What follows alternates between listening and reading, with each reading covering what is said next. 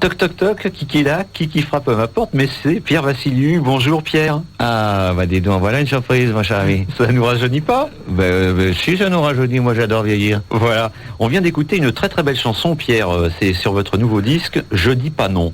Elle a une histoire, cette chanson. Oui, elle a une histoire parce que je l'ai écoutée à Cuba la première fois il y a 3 ans et que c'est toujours des textes qui sont très très chauds là-bas. Hein. Les filles, elles n'ont pas peur de parler d'amour, hein, et d'ailleurs les garçons non plus.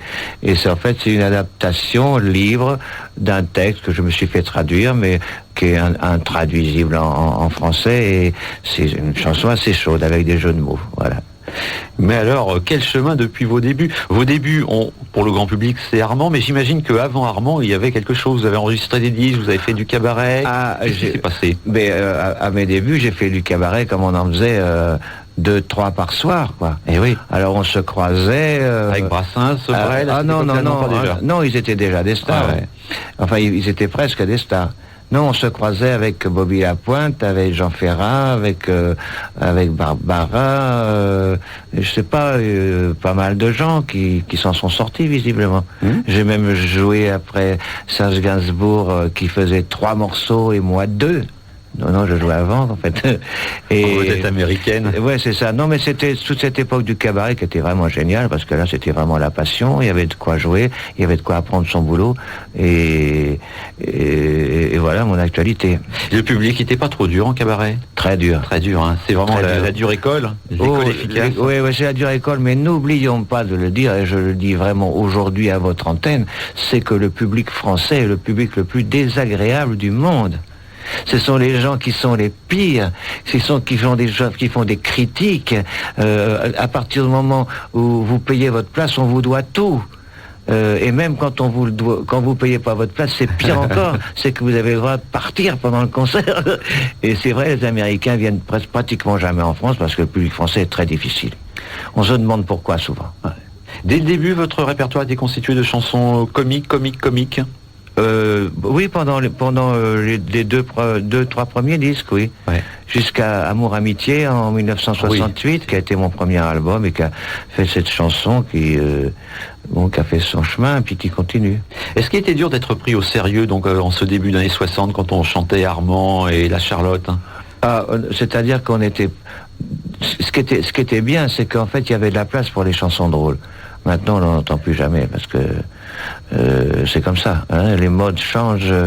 On a une période de rap. Il n'y a pas beaucoup de rap rigolo. S'il y en a, on les entend pas beaucoup. Et c'est un peu comme la chanson drôle de cette époque-là, quoi. Entre Perret ou Lapointe ou moi, où il y avait Rissé Varié et d'autres gens. On faisait de la chanson marrante, quoi, avec des textes et des jeux de mots, des choses comme ça. C'est vrai que ça se fait sans doute encore, mais c'est occulté par les radios, quoi, parce que la radio, il faut bien suivre la mode au lieu de l'advancer. Chaque radio suit la mode. Ça, c'est l'influence jamaïcaine des Beatles. Vous êtes allé en Jamaïque vous-même, Pierre? Non, je suis pas allé en Jamaïque. Non. Ce serait bête de dire j'ai failli y aller, mais parce que j'étais à 300 mètres de Kingston et il y avait une telle tempête, j'étais en bateau qu'on n'a jamais pu débarquer. Finalement, on a continué vers le Mexique. Belle histoire. Donc, il n'y aura pas tout de suite de reggae. J'aime bien les gens qui disent j'ai failli y aller, je déteste cette formule. Ah oui, l'année dernière, on a failli y aller. Non. Pardon. Donc, il n'y aura pas de reggae dans votre œuvre dans les jours à venir? Pendant les jours à venir, par contre, je crois être un des premiers à avoir fait du reggae, oui, sur un disque qui s'appelait, je ne pourrais pas vraiment vous dire le nom, c'est le disque où il y avait un tableau de Daniel Autoire qui avait peint une piscine à l'africaine avec tout ce qu'il y avait, le fascisme, le dictateur, les Russes, c'est une pochette superbe. Et dans ce disque-là, il y avait une chanson qui s'appelait Vulgaire. Et ça, c'est un vrai reggae. Mais enregistré où, ce reggae? Enregistré en France avec des copains anglais qui étaient allés en Jamaïque. Ce disque était enregistré chez moi, d'ailleurs, à cette époque. Et chez moi, on avait loué un studio, une console, un studio, volant. Et c'est vrai que je pense qu'on a dû être les premiers à enregistrer un reggae parce que ça paraissait C'était comme les Beatles à son époque, quoi. C'était tellement étonnant d'entendre cette musique-là que les gens classaient de répétitive, ou comme la musique indienne, on en parlait un petit peu tout à l'heure. George Harrison a fait beaucoup de disques de musique indienne, ça c'est une musique que vous appréciez? Ah oui, que j'apprécie énormément, parce que je suis allé aussi en Inde, je suis allé dans les pays d'Asie, ou même à l'île Maurice, où il y a 90% d'Indiens. La musique indienne, je l'adore, parce que c'est tout le temps changeant, on dirait, la musique. Les gens appellent ça la musique répétitive, mais c'est tout le temps changeant. C'est ça qu'il faut arriver à admettre au bout d'un moment, mais il faut en entendre beaucoup pour s'en rendre compte, quoi. Mais alors, qu'est-ce qu'elle est difficile, hein? George Harrison disait qu'il fallait au minimum 30 ans pour apprendre à jouer potablement du sitar.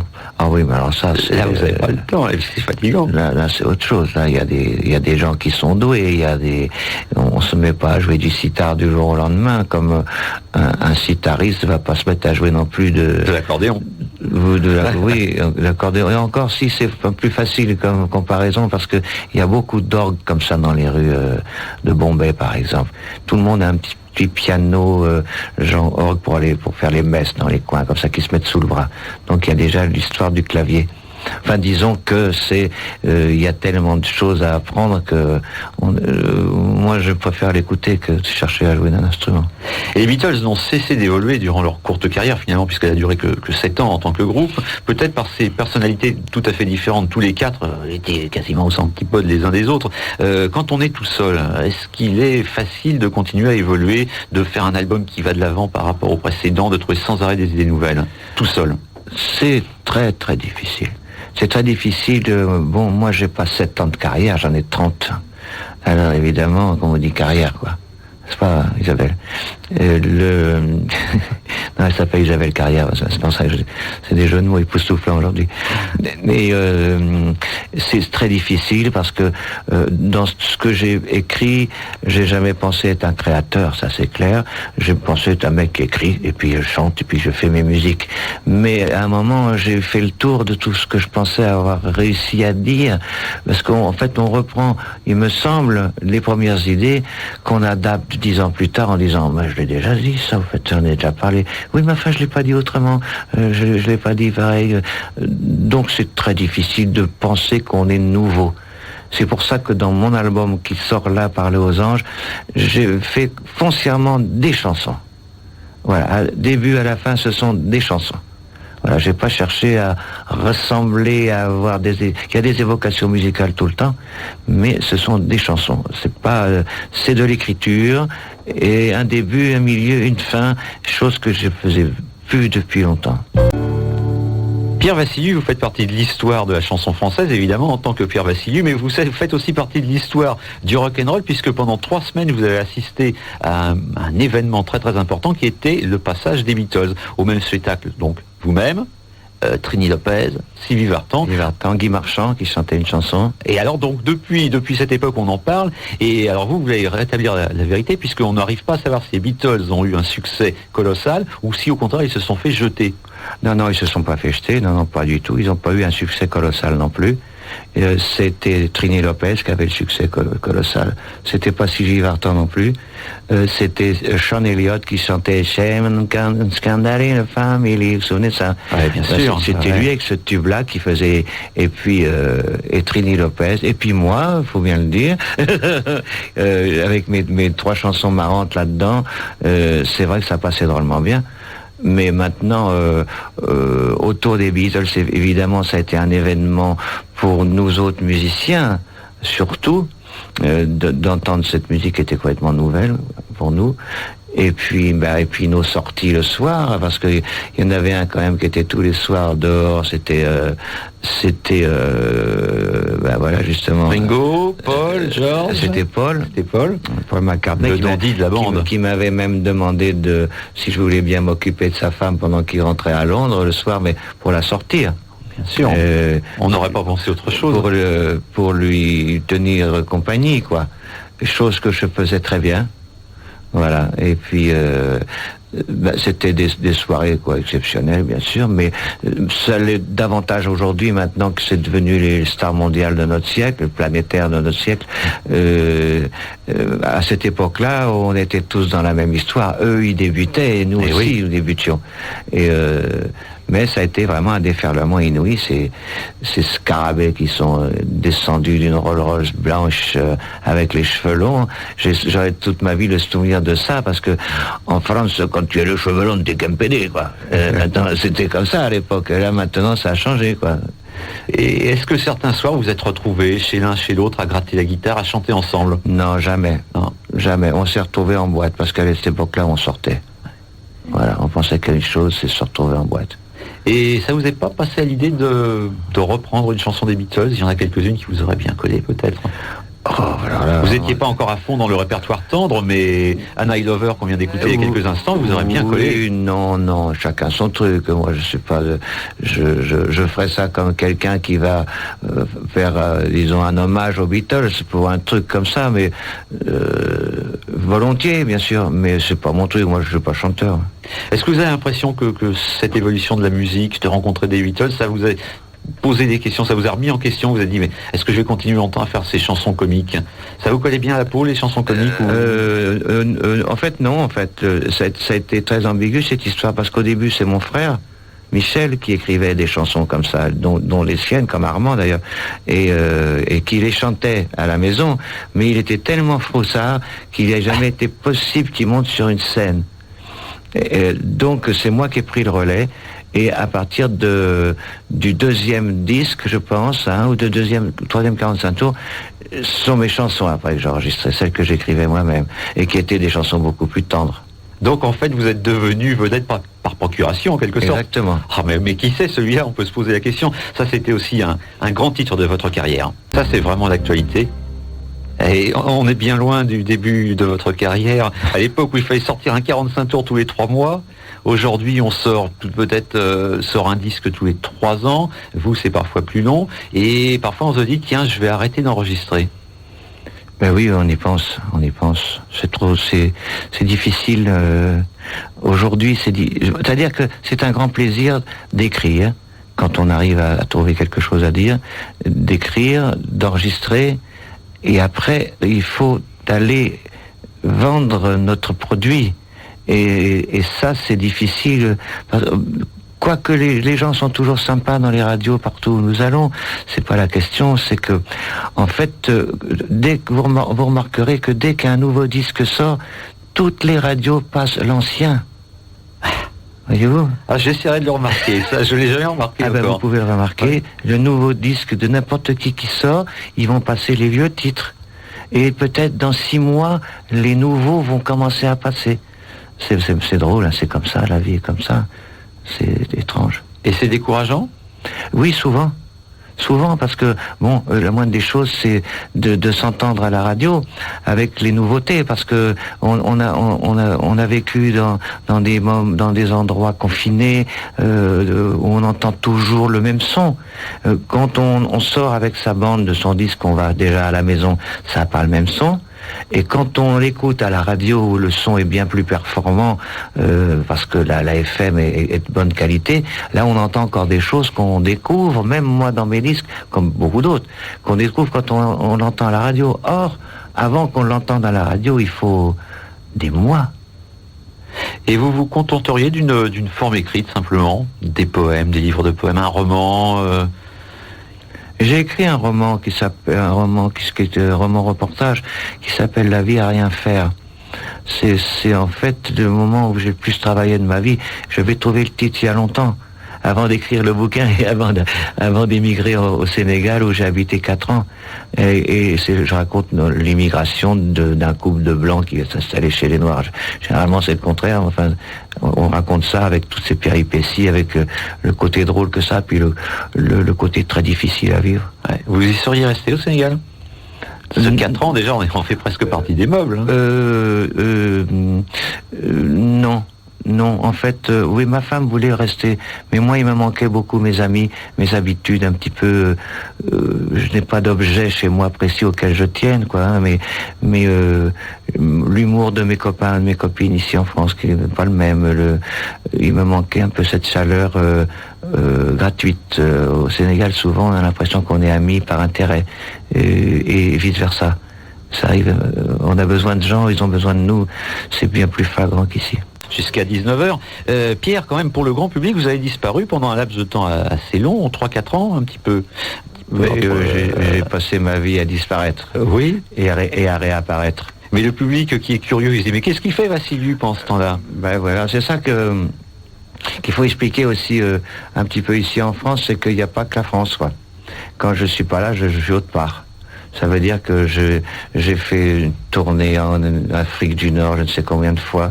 J'ai fait tourner en Afrique noire, j'ai fait les maisons de la culture et autres, ça s'appelle le centre culturel français dans beaucoup de pays du monde. Alors évidemment, quand je suis pas là, on parle pas souvent de moi, on me voit pas beaucoup à la télé, il faut bien le dire. On peut dire que je fais aussi rien pour, ça dépend des moments, et que c'est bien quand on parle pas de moi, ou c'est pas que je suis dans un trou ou que ça marche pas, c'est que je fais autre chose, mais toujours avec des chansons. Et là donc, alors vous vous déplacez dans le monde entier, on peut dire à peu près. Oui, bien sûr. Et vous vous imprégnez à ce moment-là des musiques de chaque lieu que vous visitez. Quand vous arrivez dans une grande ville d'Afrique ou d'Asie ou d'Amérique du Sud, vous y restez pas quelques heures. J'imagine que vous posez vos valises quelques jours, quelques semaines peut-être. La dernière fois, mon dernier voyage remonte à l'année dernière où nous étions au Honduras, au Guatemala. Alors on est resté 15 jours au Honduras, 15 jours au Guatemala. Et après, on a remonté le fleuve, et puis en bateau, et puis enfin, on s'est fait le Robinson moderne, là. Sur des petites jonques d'un côté en Asie, sur des pirogues au Honduras, en pleine haute mer, où j'étais mort de peur, parce que dès que vous tourniez la tête, toute la pirogue basculait d'un côté. On était au moins 12 là-dedans, avec les femmes, avec encore les bigoudis sur la tête, les parapluies, les gosses avec les bidons de gasoil là-dedans, un bazar. Mais ça, c'est ça le charme de ces voyages-là, quoi. Et donc, pendant que les musiciens français étaient tout à fait imprégnés de la musique pop britannique, alors vous découvriez donc toutes ces musiques du monde entier que l'on ressent au fil des albums. À chaque fois, on voit arriver.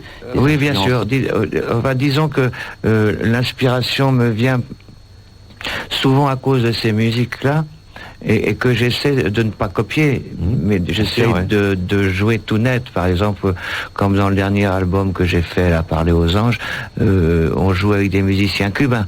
Alors là, on est allé enregistrer à New York, parce que c'était trop compliqué à Cuba. À La Havane, c'était trop compliqué. Alors nous sommes allés à New York, on a enregistré 2 morceaux, dont la fameuse version de Che Guevara, que j'ai enregistré il y a 2 ans, et puis qui depuis a fait un tube disco. Mais enfin, chacun son truc. Et je veux dire que les Brésiliens qui jouent dans mes 2 morceaux brésiliens dans le disque sont vraiment des Brésiliens.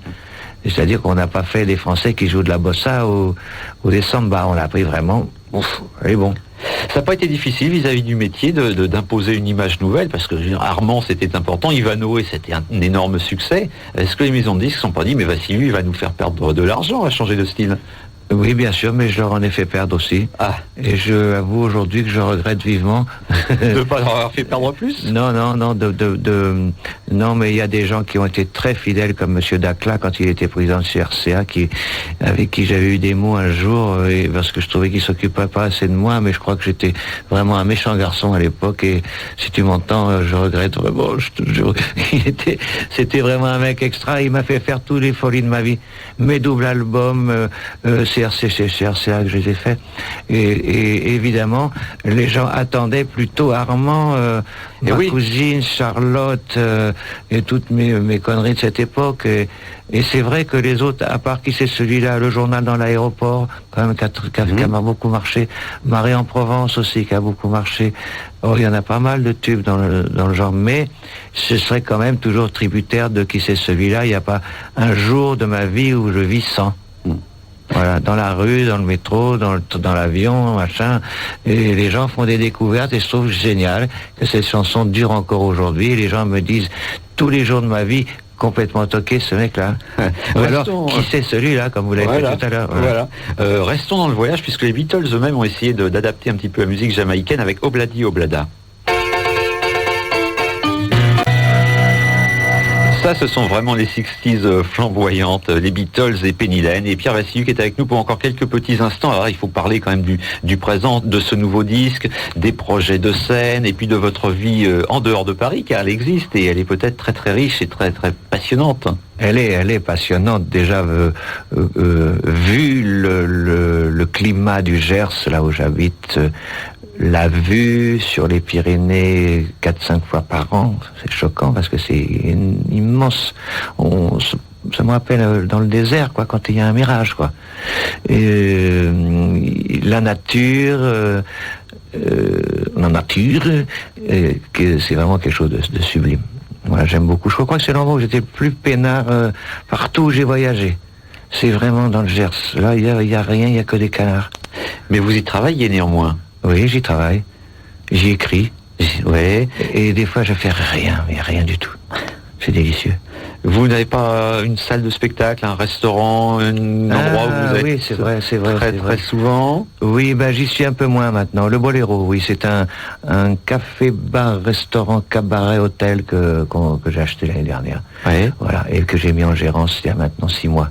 Donc vous n'êtes pas tellement impliqué dedans? J'y étais complètement, mais là, j'en peux plus. Là. Je peux pas faire écrire et descendre dans ce rad, comme on dit, qui est d'ailleurs un très chouette endroit, et m'occuper de la cuisine comme à l'époque, et engager des chefs et les virer, parce qu'il y en a plein, vous savez, qui savent rien faire du tout, c'est ça, c'est le bordel.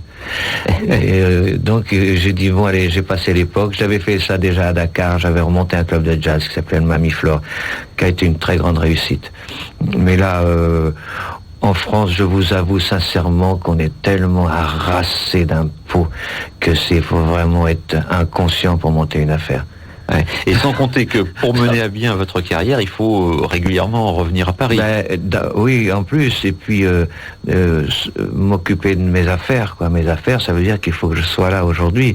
Et puis demain, autre part, ce soir, je rentre dans le Gers. La semaine prochaine, 2 jours après, je reviens à Paris. Pour 2 jours, je redescends. Et puis donc, après, j'ai ces festivals où je vais jouer... là, en juillet, en mois d'août, en septembre. Bon, après, je suis parrain du festival de Manu Dibango qui fait dans la Sarthe, là, le 29 août. Je suis très fier d'être le parrain de Manu Dibango, qui a été mon oncle pendant des années, un tonton. Et voilà, et puis bon, la vie continue comme ça. Donc, je peux pas être en même temps au Boléro et en même temps sur les routes, et en même temps sur scène. On va se quitter sur un extrait de votre album actuel qui s'appelle Batida Coco. Quelques mots? Batida Coco, c'est donc l'alcool national du Brésil, Batida Coco, et c'est une réflexion sur nos hommes politiques. On dirait un petit peu, dirais-je, des brèves de comptoir, un petit peu de Goriot, mais la plupart des gens qui